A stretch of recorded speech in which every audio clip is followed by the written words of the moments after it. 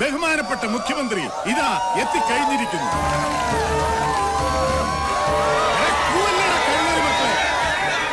എടാ ഇരിക്കാൻ. ഇനി ആരും ഒരക്ഷരം പോലും മിണ്ടിപ്പോവൻ. ക്ഷമിക്കണം, മുഖ്യമന്ത്രിക്ക് പകരം ബഹുമാനപ്പെട്ട ആഭ്യന്തര മന്ത്രിയാണ് മക്കളെ വരുന്നത്.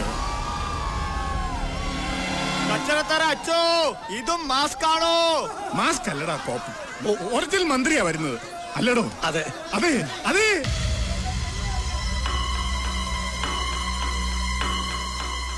ബഹുമാനപ്പെട്ട ആഭ്യന്തരമന്ത്രി സാക്ഷാൽ ശ്രീ നടേശൻ സാറിനെയും അദ്ദേഹത്തോടൊപ്പം MLA സാക്ഷാൽ SA തങ്കപ്പനെയും PA ദാസപ്പനെയും ഈ വേദിയിലേക്ക് സ്വാഗതം ചെയ്യുന്നു. പ്രിയമുള്ള പാർട്ടി പ്രവർത്തകരെ, ആഴക്കടലിൽ നീന്തുന്ന കൊച്ചു കൊച്ചു ചാള കുഞ്ഞുങ്ങളെ പോലെ ഈ വലിയ എഡ്യൂക്കേഷനിൽ തുള്ളിക്കളിക്കുന്ന സ്റ്റുഡൻസുകളെ സന്തോഷം കണ്ട നമ്മുടെ പ്രിയങ്കരനായ ആഭ്യന്തരമന്ത്രി നടേശൻ സാറിന് സാഗര പോലെ പ്രസംഗിക്കാനുള്ള ചാലു തുറക്കലാണ് എന്റെ ജോലി. അതിലെനിക്ക് അഭിമാനമുണ്ട്. പ്രിയമുള്ളവരെ, ഞാനും എന്റെ പാർട്ടി SDCPയും ഇന്ന് വളരെ സന്തോഷത്തിലാണ്. കാരണം സുനാമി തിര പോലെ രാഷ്ട്രീയ ജീവിതത്തിൽ നിന്നും നടേശൻ സാറിനെ തുടച്ചു മാറ്റുമായിരുന്ന ഒരു വലിയ കേസിന്റെ വിജയമറിഞ്ഞ സന്തോഷത്തിലാണ് ഞങ്ങൾ എല്ലാവരും. കടലമ്മയുടെ കൃപയാൽ കോടതി നടേശൻ സാറിന്റെ കൈകൾ പരിശുദ്ധമാണെന്ന് പ്രഖ്യാപിച്ചു കഴിഞ്ഞു. കഴിഞ്ഞ 20 വർഷമായി തോൽവി എന്തെന്നറിയാതെ ഈ രാജ്യം ഭരിച്ച് ഒരു നിലയിലാക്കിയ നമ്മുടെ അഭിമാന സ്തംഭനമാണ് നടേശൻ സാറ്. ഇനിയും ഇതുപോലെ 100 കേസുകൾ ഉണ്ടാക്കട്ടെ എന്നും അതെല്ലാം വിജയിക്കട്ടെ എന്നും ആശംസിക്കുന്നു. ജയ് ജയ് SDCP, ജയ് ജയ് SDCP, ജയ് ജയ്.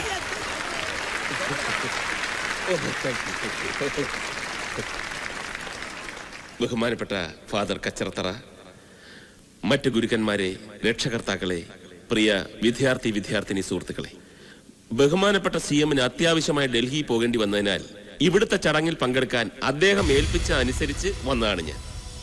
MLA തങ്കപ്പൻ പറഞ്ഞതുപോലെ ഞാൻ ഇന്നേറെ സന്തോഷവാനാണ്. സത്യാന്വേഷിയായിരുന്ന മഹാത്മാഗാന്ധിയുടെ പാത പിന്തുടരുന്ന ഒരു എളിയ രാഷ്ട്രീയ പ്രവർത്തകനാണ് ഞാൻ. ആ എന്നെ ഒരിക്കലും ദൈവവും നിങ്ങളും കൈവിടില്ല. അതാണ് എന്റെ സന്തോഷം. നാടിനു വേണ്ടി നിസ്വാർത്ഥമായി പ്രവർത്തിക്കുന്ന എന്നെ പോലുള്ളവർക്കെതിരെ അധികാര കൊതിയന്മാർ അഴിമതി ആരോപണങ്ങൾ ഉന്നയിക്കുന്നത് സ്വാഭാവികം. പക്ഷേ നമ്മുടെ വ്യക്തിത്വത്തെ തേജോവധം ചെയ്യാൻ ആരെങ്കിലും ശ്രമിച്ചാൽ നമുക്കത് സഹിക്കാനാവുമോ? അതും സ്വന്തം വകുപ്പിലെ ഉത്തരവാദിത്തപ്പെട്ട തസ്തിക കൈകാര്യം ചെയ്യുന്ന ഒരു സ്ത്രീ.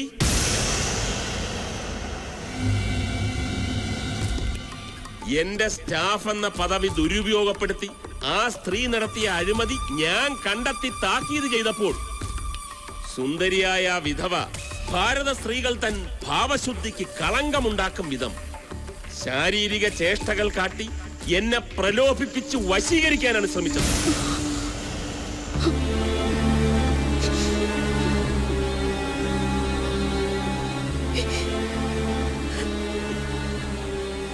ഈ വിദ്യ ഇതിനു മുമ്പും പലരോടും പല പ്രാവശ്യം ആ സ്ത്രീ പ്രയോഗിച്ചിട്ടുണ്ട്. എന്നാൽ ഞാനതിന് വഴങ്ങില്ല എന്ന് കണ്ടപ്പോൾ ഒരു അഭിസാരികയുടെ ചാരിത്ര പ്രസംഗം പോലെ ഇല്ലാത്ത പീഡനത്തിന്റെ കഥ പറഞ്ഞ് എന്റെ പേരിൽ ഒരു അപകീർത്തി കേസ് നൽകി. പക്ഷേ സത്യം ജയിച്ചു. കോടതിക്ക് എന്റെ നിരപരാധിത്വം ബോധ്യമായി. ഇത്രയൊക്കെ സംഭവിച്ചെങ്കിലും എനിക്ക് അവരോട് പ്രതികാരമില്ല. ചെയ്ത തെറ്റ് മനസ്സിലാക്കി പശ്ചാത്തപിച്ച് മാപ്പപേക്ഷിച്ചാൽ എല്ലാം മറക്കാനും പൊറുക്കാനും ഞാനിപ്പോഴും തയ്യാറാണ്. പക്ഷേ ഇനിയെങ്കിലും സ്വന്തം സൗന്ദര്യം മാന്യമായി ജീവിക്കുന്നവരെ ഉപദ്രവിക്കാൻ വേണ്ടി ഉപയോഗിക്കരുതെന്നും മാന്യതയുടെ മുഖംമൂടി അണിഞ്ഞ് ഒരു കുലടയായി ജീവിച്ച് ഈ സമൂഹത്തെ നശിപ്പിക്കരുതെന്നും ഈ അവസരത്തിൽ ഞാൻ അവരെ ഓർമ്മിപ്പിക്കുന്നു.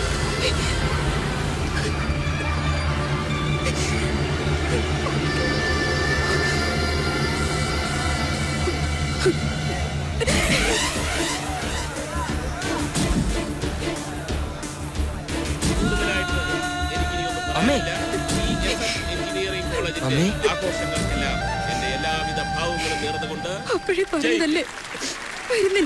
അമ്മ കരയരുത്. ഇങ്ങനെയൊക്കെ ഉണ്ടാവും ഞാൻ കരുതിയില്ല. സാരമില്ല, അമ്മ വീട്ടിലേക്ക് പോവുക. സമ്മാനം വാങ്ങിയിട്ട് വന്നാ മതി. വേണ്ട, അയാളുടെ കൈകൊണ്ട് തരുന്ന സമ്മാനം എനിക്ക് വേണ്ട. അങ്ങനെ പറയരുത്. കോളേജിന്റെ വക നിനക്ക് തന്ന അംഗീകാരമാ. മോൻ ഒരുപാട് ആശിച്ചതല്ലേ, വേണ്ടെന്ന് വെക്കരുത്. അടുത്തതായി സമ്മാനദാനമാണ്.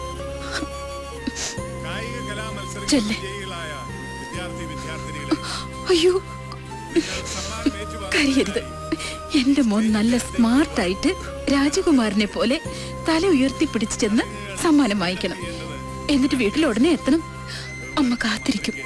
ഉടനെ തന്നെ പോകേണ്ടതാണ്. അതുകൊണ്ട് നിങ്ങൾ സഹകരിക്കുക. ഈ കോളേജിന്റെ അഭിമാനവും നാഷണൽ ക്രിക്കറ്റിലേക്കുള്ള പ്രതീക്ഷയുമായ PR രമേശ് പ്രസാദിനെ ഇന്ത്യൻ ക്രിക്കറ്റിന്റെ അഭിമാനമായ സച്ചിൻ ടെണ്ടുൽക്കർ കയ്യൊപ്പിട്ട ബാറ്റ് സമ്മാനമായി കൊടുക്കുവാൻ ബഹുമാനപ്പെട്ട മന്ത്രിയെ ഞാൻ ക്ഷണിച്ചുകൊള്ളുന്നു.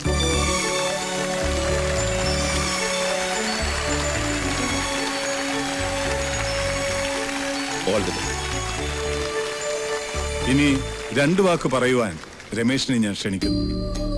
എനിക്കൊന്നും പറയാനില്ല ഫാദർ. Ramesh please come. വാടോ ഇങ്ങോട്ട്. ഞാനല്ലേ പറയണേ.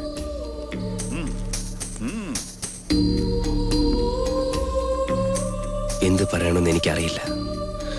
ഒരു മകനും എന്റെ ഈ അവസ്ഥ ഉണ്ടാവരുതെന്ന് ഞാൻ പ്രാർത്ഥിക്കുകയാണ്. നീചനായി മന്ത്രി പറഞ്ഞത് മുഴുവൻ കള്ളമാണ്. എന്റെ അമ്മ പാവമാണ്. ഈ മിനിസ്റ്റർ MLA കൂടെ ഞങ്ങളുടെ വീട്ടിൽ വന്ന് കേസ് പിൻവലിക്കണമെന്നും അല്ലെങ്കിൽ ജീവനോടെ വെച്ചേക്കില്ലെന്നും പറഞ്ഞ് ഭീഷണിപ്പെടുത്തി. അമ്മ വഴങ്ങില്ലെന്ന് കണ്ടപ്പോ കാല് പിടിച്ചു മാപ്പ് പറച്ചിലായി. ഒരു തെറ്റും ചെയ്തിട്ടില്ലെങ്കിൽ പിന്നെ എന്തിനു ഇവരെങ്ങനെ ചെയ്തു?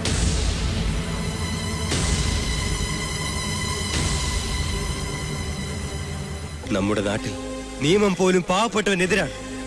പണത്തിന്റെയും പദവിയുടെയും സ്വാധീനം കൊണ്ട് മാത്രമാണ് ഇയാൾ ഈ കേസിൽ ജയിച്ചത്. തെമ്മാടിത്തരം പറയുന്നൂടെ കഴിവേറി. വേശിയുടെ മകന്റെ ഒരു വേദവാക്യം. എന്റെ അമ്മേനെ എന്താ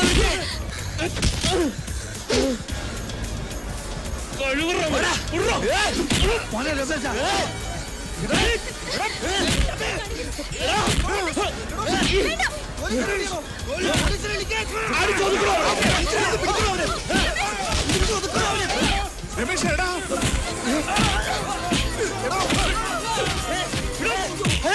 അവന്റെ കാര്യം പിന്നെ നോക്കാം. ആദ്യം മിനിസ്റ്ററെ രക്ഷിക്ക്. എങ്ങനെയെങ്കിലും നടേശൻ സാറിനെ രക്ഷിക്കണോ? അവനെ വെറുതെ വിടരുത്.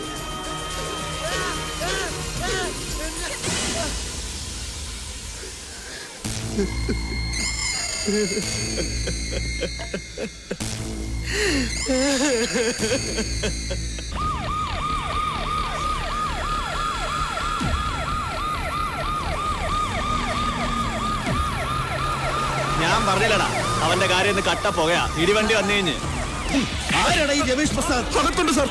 മാറാങ്ങോട്ട് മാറാൻ. എവിടെടാ കേരളക്കാരെ കരുടാമോ?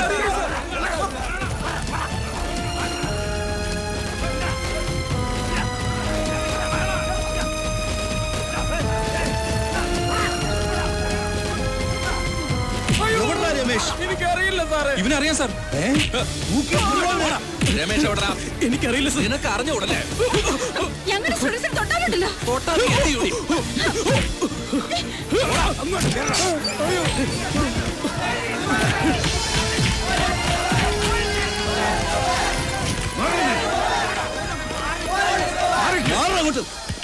സൈലൻസ്. താൻ എന്താണ് കാണിക്കുന്നത്? ഇതൊരു വിദ്യാലയമാണ്. മന്ത്രിമാരെ തല്ലാനാണോ വിദ്യാലയത്തിൽ പഠിപ്പിക്കുന്നത്? ഇയാൾ എവിടുന്ന് വന്ന പോലീസുകാരന് കുറച്ച് മാന്യമായിട്ട് പെരുമാറിക്കൂടെ? മാന്യതയൊന്നും എന്നെ പഠിപ്പിക്കണ്ട. ആഭ്യന്തരമന്ത്രിയെ കൊല്ലാൻ ശ്രമിച്ച ആ നായിന്റെ മോനെ അറസ്റ്റ് ചെയ്യാനാണ് ഞങ്ങൾ വന്നത്. എവിടോ അവൻ? അവൻ എവിടെയെന്ന് ഞങ്ങൾക്ക് എങ്ങനെ അറിയാം? അവനപ്പോഴേ പോയില്ലേ? താനാരാ? പിയോണ്. ഒരു പിയോൺ കാണിക്കുന്നേ. അറിയത്തില്ലല്ലേ? കള്ള തിരുമാലി, മന്ത്രിയെ തല്ലി നീ വല്ല ഹീറോ ആയിട്ട് ഇതിനകത്തൊന്ന് ഒളിച്ചിരിക്കാനല്ല. സ്റ്റീഫ പ്ലീസ്, വൈരാഗ്യം തീർക്കേണ്ട സമയമല്ലേ ഇത്. പോലീസിനെ വിളിയടാ. ഇവന് ഇവളുമാർക്ക് ഒരു പണി കൊടുത്തില്ല, പിന്നെ എന്തിനാ ജീവിച്ചിരിക്കുന്നത്? മര്യാദക്ക് പറയണം. എവിടെ രമേശ്?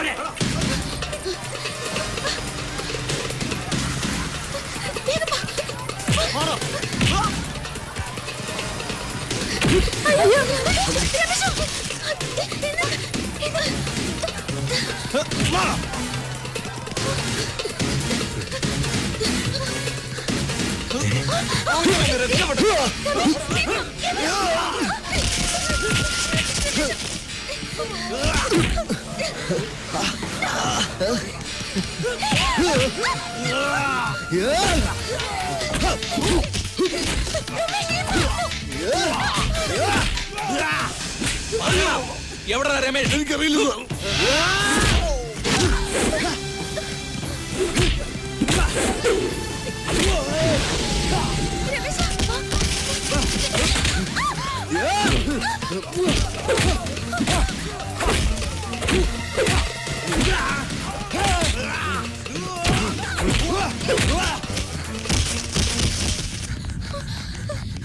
വേഗം വാ.